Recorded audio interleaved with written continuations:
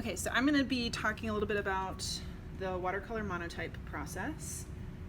Watercolor monotype is a pretty simple and easy way to get a variety of different kinds of color combinations. So if you want to do something where you're experimenting, the screen right now is mesh side up, so that when I start painting with watercolor in the stencil, it doesn't go through under the table. So I have an exposed stencil in the screen. This was done with Rubylith, and what I'm going to do is just paint with watercolor in the open areas here, and I can do whatever I want with the paint. So, oops, just ripped it. So I'm going to just start painting.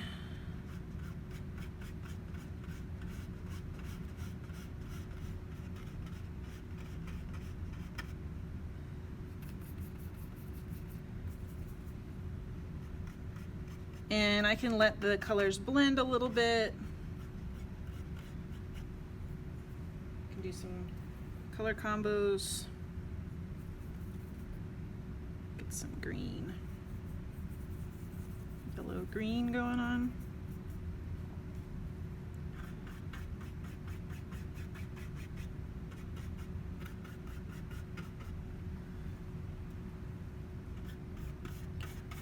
If you enjoy watercolor and painting and are kind of open to trying different things and having different results, then this is a fun process.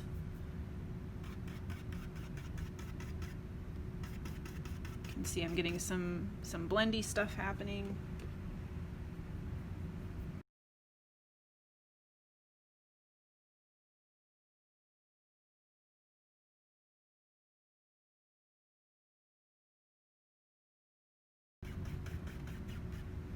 And I'm not worrying too much about, staying in the stencil, because wherever that emulsion stencil is, the ink is not, or the paint's not going to go through those spots. So I'm not too concerned.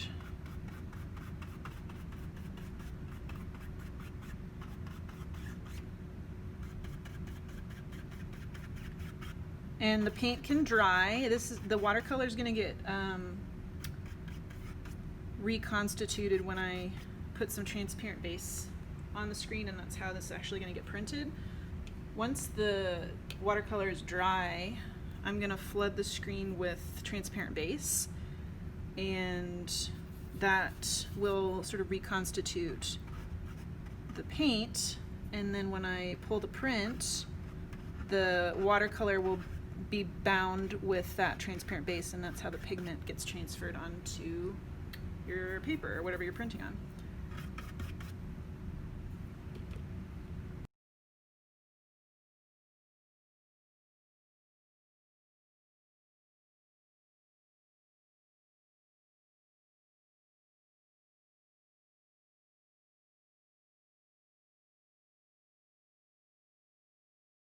You can let this air dry if you want, or you can hair dry it. Either way is fine. If you hair dry it, you might get some movement from the air, so just be prepared for that. But either way is fine.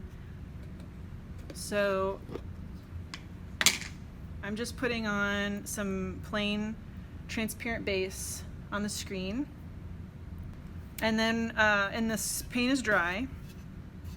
So what I'm going to do is I'm going to flood it. And I'm just going to let that sit for a second. Meanwhile, I'm going to put some paper under here. And then I'm going to go ahead and just print it. Let me go over it twice.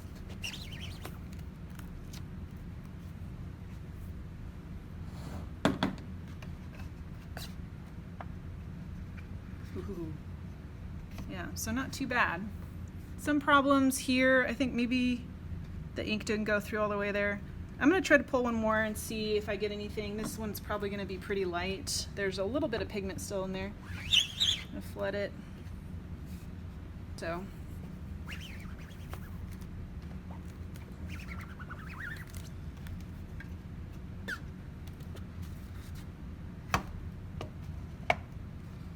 A nice kind of ghosty print. I'm not sure what happened there.